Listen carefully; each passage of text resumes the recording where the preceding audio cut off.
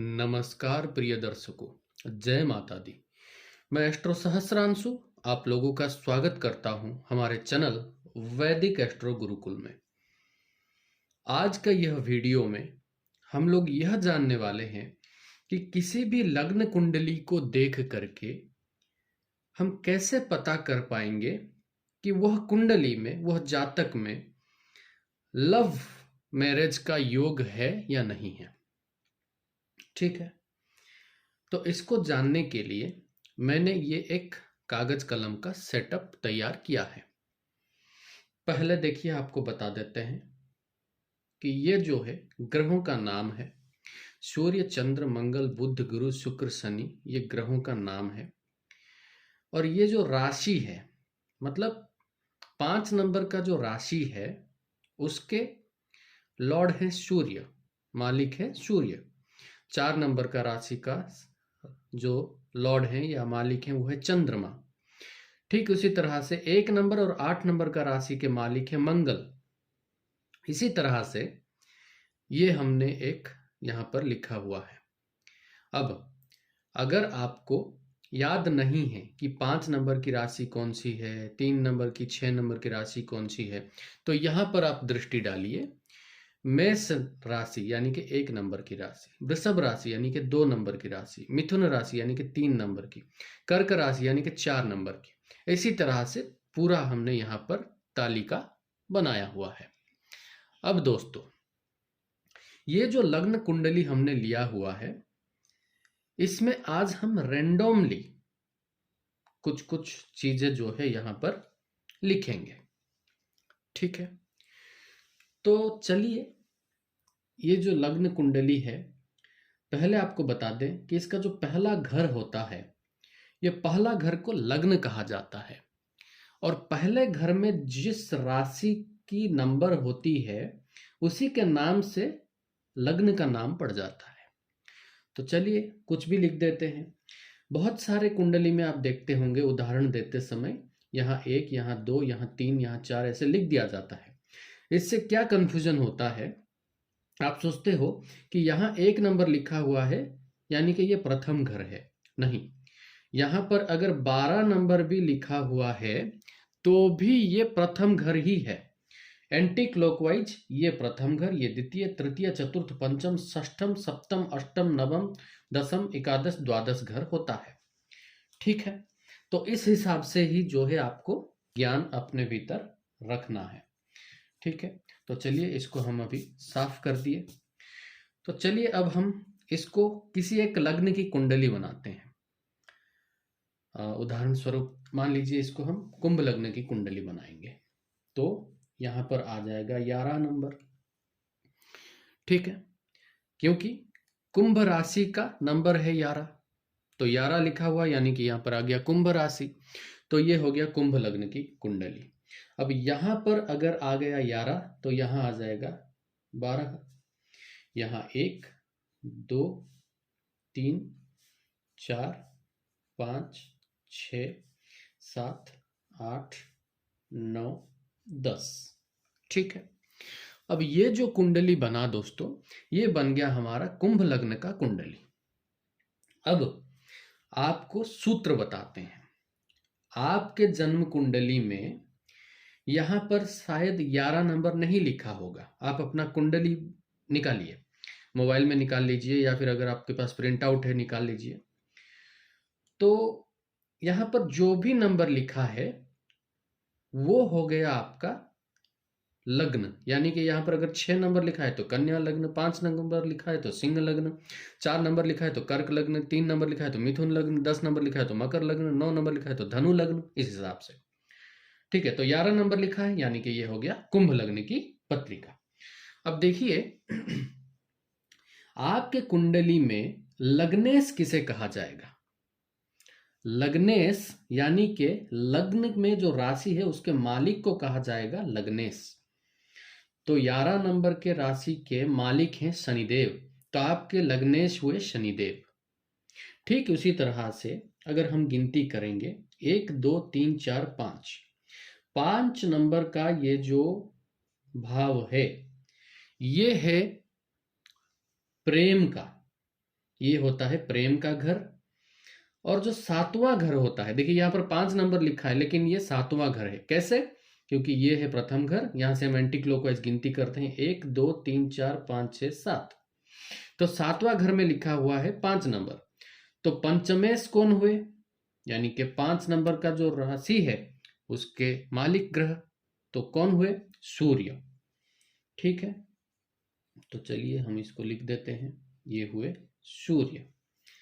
अब 3 नंबर यानी कि जो पंचम घर है वहां पर लिखा है 3 नंबर यानी कि मिथुन राशि। और मिथुन राशि के कौन है? 3 नंबर के जो मालिक ग्रह है वो है बुध। तो चलिए लिख देते हैं बुध। देखिए दोस्तों, आपके कुंडली के अनुसार पंचमेश और सप्तमेश को निकाल लीजिए। ठीक है, सूर्य है पंचमेश, यहां पर थोड़ा सा गलती हुआ, सूर्य है यहां पर सप्तम भाव के पति और बुध है यहां पर पंचम भाव के पति। अब कुंडली के किसी भी घर में चाहे लग्न में हो, चाहे सप्तम हो, चाहे द्वादश हो, किसी भी घर में अगर सूर्य, ठीक है, सूर्य और बुध साथ में बैठे हैं तो लव मैरिज का योग बनेगा। क्यों? क्योंकि पंचम भाव और सप्तम भाव आपस में जुड़ जाएंगे। देखिए, अगर आपको बताने चले तो करीब मुझे जितना सूत्र मालूम है लव मैरिज, प्रेम विवाह का, तो करीब मुझे 75 से 80 सूत्र मालूम है अभी तक, जितना मेरे गुरुजी से मैंने शिक्षा प्राप्त किया है।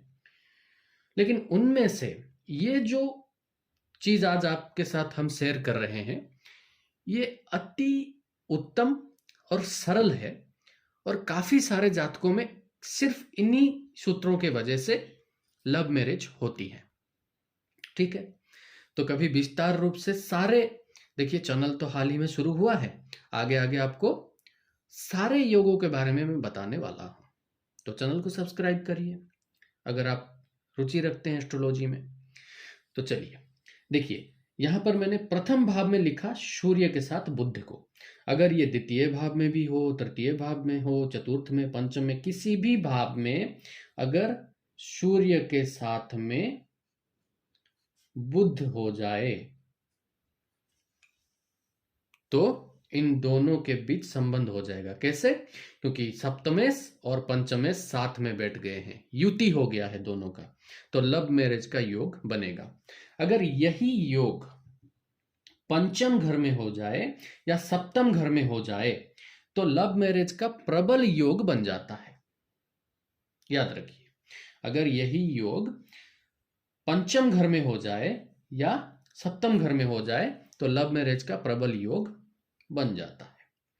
अब बात करते हैं दूसरे प्रोबेबिलिटी की, क्या है? चलिए इसको मिटा देते हैं।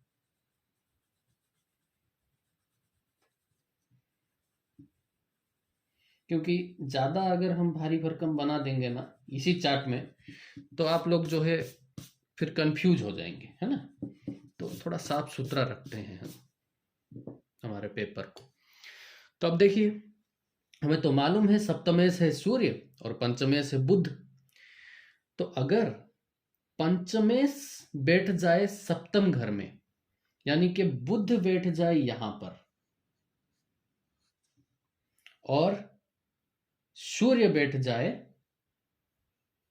पंचमेश के घर में, तो आपसी राशि परिवर्तन हो गया। यानी कि सूर्य बैठे हैं बुध के राशि में और बुध बैठ गए हैं सूर्य के राशि में, तो इन दोनों ने अपना आपसी राशि परिवर्तन किया।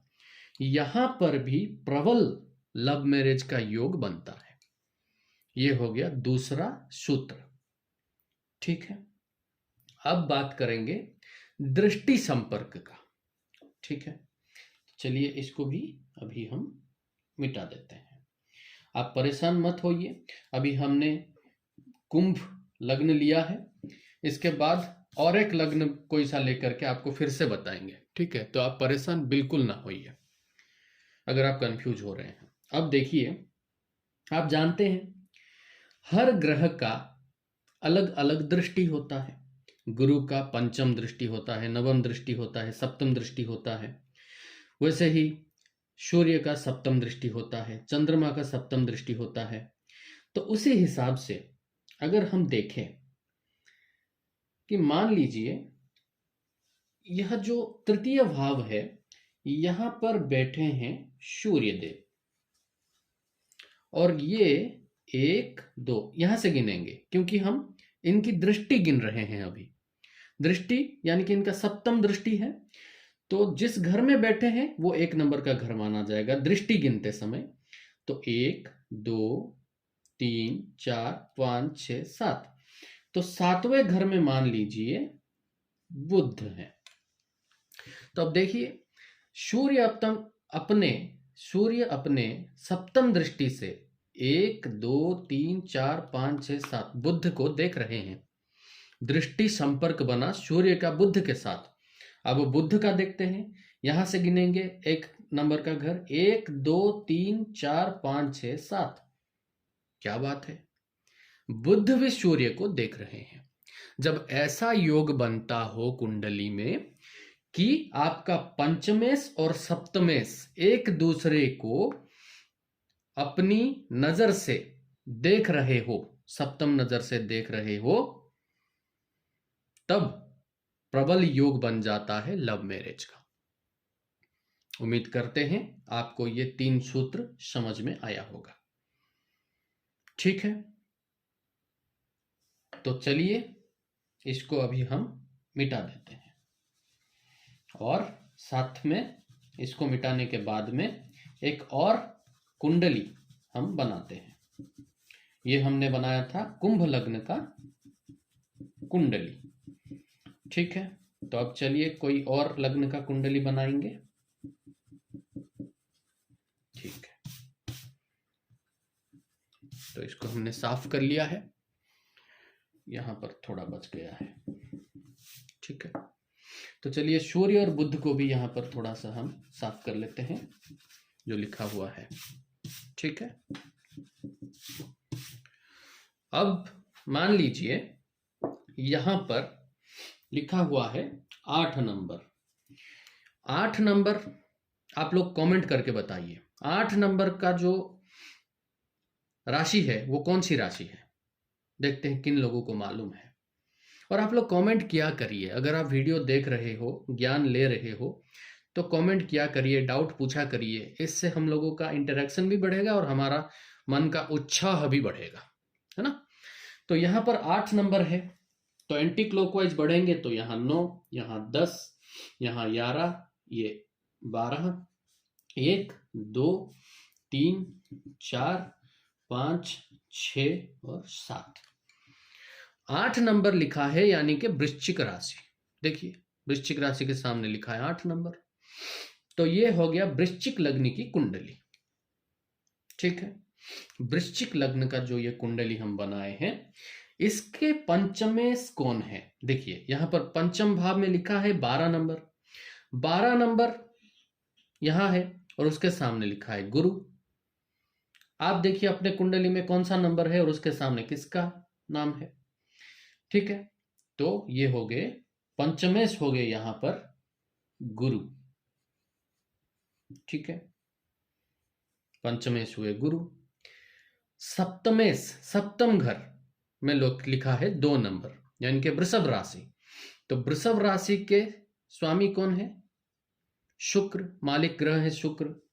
तो गुरु के साथ अगर शुक्र को हम जोड़ेंगे यहां पर तो सूत्र बनेगा, तो सप्तम भाव में है शुक्र। ठीक है, अब देखिए वही उदाहरण फिर से देंगे आपको। मान लीजिए कुंडली के किसी भी घर में अगर गुरु तथा शुक्र साथ में बैठ जाए, किसी भी घर में अगर गुरु शुक्र, मैंने लिखा है 10वें भाव में, किसी भी घर में अगर साथ में बैठ जाए तो लव मैरिज का योग बनेगा। ठीक है। और जब जब ये सब ग्रहों का दशा अंतर्दशा आएगा तब तब साथी का आगमन होगा आपके जिंदगी में। ठीक है, ऐसा होता है।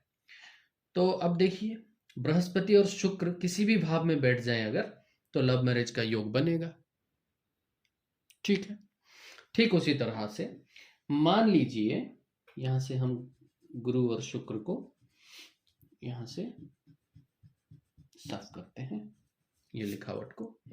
अब देखिए, गुरु अपना घर छोड़ करके, यानी कि अगर इस घर में गुरु हो जाए तो स्वराशि में हो जाएंगे। तो मान लीजिए गुरु बैठे इधर, ठीक है, और शुक्र बैठ गए इधर, तो फिर क्या हो गया? शुक्र बैठे हैं गुरु के घर में, गुरु बैठे हैं शुक्र के घर में। अब इन दोनों ने राशि परिवर्तन किया, यानी कि प्रबल योग बन जाएगा लव मैरिज का। ठीक है। ठीक उसी तरह से मान लीजिए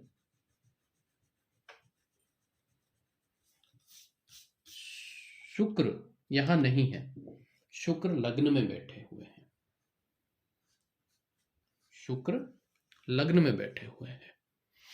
तो शुक्र जब 7 नंबर के घर को देखेंगे, यानी कि 1 2 3 4 5 6 7, तो वहां मौजूद है गुरु। और गुरु जब 7वें घर को देखेंगे, 1 2 3 4 5 6 7, वहां मौजूद है शुक्र। यानी कि सप्तमेश और पंचमेश एक दूसरे के साथ दृष्टि संबंध से बंध गए तो भी प्रबल योग बन जाएगा लव मैरिज का। ठीक है। और भी कई सारे सूत्र हैं। पंचमेश के साथ या सप्तमेश के साथ अगर चंद्र बैठ जाए तो भी लव मैरिज हो जाता है कभी कभार। ठीक है। और अगर मंगल और शुक्र एक घर में बैठ जाए, कुंडली में कहीं पर भी मंगल के साथ अगर शुक्र बैठ जाए तो फिजिकल अट्रैक्शन की वजह से लव पैदा होता है। लेकिन काफी जातकों में ऐसा देखा गया है कि मंगल और शुक्र अगर साथ में बैठे हैं और लव होता है तो कम चांसेस है कि वहां पर मैरिज भी एग्जीक्यूट होगा। उन लोगों के बीच फिजिकल अट्रैक्शन, फिजिकल रिलेशन सब कुछ हो सकता है, लेकिन आखिर में टूट जाता है, मैरिज नहीं हो पाता है। कुछ कुछ क्षेत्र में मैरिज भी हो जाता है, दोनों के कुंडली में अगर और कोई अच्छा योग हो तो मैरिज भी हो जाता है। तो ऐसे मैंने बताया आपको, हमको 80 सूत्र मालूम है, और 80 सूत्र आपको बताएं तो वीडियो लंबा हो जाएगा, तो आगे बताते रहेंगे। लेकिन ये जो है ये कॉमन सूत्र है। हाँ, और एक चीज आपको बताएं, यहां पर हमने लिख रखा है लग्न कुंडली। ये जो भी चीज हमने आपको बताया, अगर ये D9 चार्ट में बन रहा हो तो भी लागू होता है। D9 चार्ट यानी कि नवांश, जो नवांश कुंडली होती है वहां पर भी अगर पंचमेश और सप्तमेश साथ में किसी भी घर में बैठ जाए तो भी लव मैरिज का योग बनता है। पंचमेश और सप्तमेश आपस में अगर स्थिति परिवर्तन कर ले, राशि परिवर्तन कर ले, तो भी लव मैरिज का योग बनता है। पंचमेश और सप्तमेश अगर नवमांश कुंडली में भी एक दूसरे को देखने लगे तो भी लव मैरिज का प्रबल योग बनता है। और अगर मान लीजिए नवमांश कुंडली में एक सूत्र अप्लाई हो जा रहा है सक्सेसफुली, और लग्न कुंडली में कोई दूसरा सूत्र जो है, हमने यहाँ पर 3 सूत्र आपको बताया कि साथ में बैठेंगे पंचमेश और सप्तमेश, एक दूसरे को देखेंगे पंचमेश और सप्तमेश, और पंचमेश और सप्तमेश जो है एक दूसरे के साथ में अगर स्थिति परिवर्तन करेंगे। 3 चीज आपको बताया। तो इन तीनों में से मान लीजिए कोई एक चीज लग्न में हो रहा है, कोई एक चीज नवांश में हो रहा है, वहां पर तो आंख बंद करके हम ये प्रेडिक्शन कर सकते हैं कि जरूर से जरूर इनका लव मैरिज हो ही जाएगा। ठीक है। तो ऐसे हम विचार करते हैं लव का, कि हम कैसे जो है अपने कुंडली में देख सकें कि हमारा लव मैरिज का योग है या नहीं है। ठीक है। तो उम्मीद करते हैं आपको यह चीज, ये जो वीडियो, ये ज्ञान जो हमने आपको दिया वो आपको पसंद जरूर आया होगा। ठीक है। तो चलिए, हम बहुत गाढ़ा पेंसिल का यूज कर रहे हैं, इसीलिए थोड़ा बहुत मिटाने के बाद भी कुछ कुछ इंप्रेशन जो है यहाँ पर फिर भी दिख रहा है। ठीक है, तो उम्मीद करते हैं आप लोग यहां पर समझ गए होंगे। तो चलिए और एक लग्न का ले लेते हैं। मान लीजिए इस बारी हम लेंगे यहां पर वृषभ लग्न का जातक। अगर यहां पर 2 है तो यहां पर आएगा 1, यहां पर 3, 4, 5, 6, 7, 8, 9, 10, 11, 12। अब फटाफट करेंगे क्योंकि वीडियो लंबा हो जाएगा। पंचमेश कौन है? 6 नंबर के सामने लिखा है बुध। ठीक है, ये हो गया बुध पंचमेश। उनके साथ सप्तमेश को जोड़ेंगे, यानी कौन है मालिक? हो गया मंगल। ठीक है, तो अगर बुध और मंगल इस 12 भावों में से किसी भी भाव में बैठ जाएं तो जो है बुध और मंगल किसी भी घर में बैठ जाए, हम तो उदाहरण देने के लिए किसी भी घर में लिख रहे हैं, अगर किसी भी घर में बुध और मंगल साथ में बैठे तो लव मैरिज का योग बनेगा। अगर मान लीजिए बुध यहां पर है और मंगल यहां बैठ जाए, एक दूसरे को देखने लगे तो भी योग बन जाएगा। मान लीजिए मंगल बैठ गए पंचम घर में और बुध बैठ गए सप्तम घर में तो भी योग बन जाएगा। तो इस हिसाब से ये 3 सूत्र आज हम आप लोगों को बता रहे हैं। ठीक है, वैसे अगर इसको और गूढ़ अध्ययन किया जाए तो हम ये भी पता लगा सकते हैं कि आपके जो पार्टनर होंगे वो दिखने में कैसे होंगे, वो क्या प्रोफेशन से हो सकते हैं, उनका जो आचार व्यवहार है वो कैसा होगा, पर्सनालिटी कैसा होगा, साथ ही साथ किस क्षेत्र से होंगे, आपके कर्म क्षेत्र से होंगे या फिर आपके मान लीजिए परिवार में से कोई होंगे, जैसे चचेरे ममेरे मौसेरे भाई बहन कोई होंगे, या फिर जो है कोई सीक्रेटली आपको प्यार करता है अचानक से आपके सामने आएगा, कौन हो सकता है इसका भी पता हम लगाया जा सकता है, इसका भी पता लगाया जा सकता है। ठीक है, लेकिन उसके बारे में हम कभी और बात करेंगे। लेकिन आज जो आपको 1, 2 और 3 सूत्र हम बताए इसको याद रखिए। ठीक है, वीडियो कैसा लगा हमको बताइए, और अगर आपका कुछ डाउट है तो कमेंट सेक्शन में कमेंट करिए, हम आपका डाउट क्लियर करेंगे। साथ ही साथ अगर आप हमसे कोई जातक का विश्लेषण करवाना चाहते हो, कंसल्टेशन लेना चाहते हैं, तो ये जो नंबर आप देख रहे हैं इस नंबर पर कॉल करिए तथा व्हाट्सएप मैसेज करिए। आपका जैसे ही हमारे साथ अपॉइंटमेंट बुक होता है आप शुल्क प्रदान करते हैं। ठीक है, जाहिर सी बात है कुछ शुल्क हम लेते हैं। तो जैसे ही आपका अपॉइंटमेंट फिक्स होता है तो वर्तमान समय में हमारा कुछ टाइम का वेटिंग पीरियड चलता है, क्योंकि बहुत सारे कुंडली हमको पर डे देखना पड़ता है।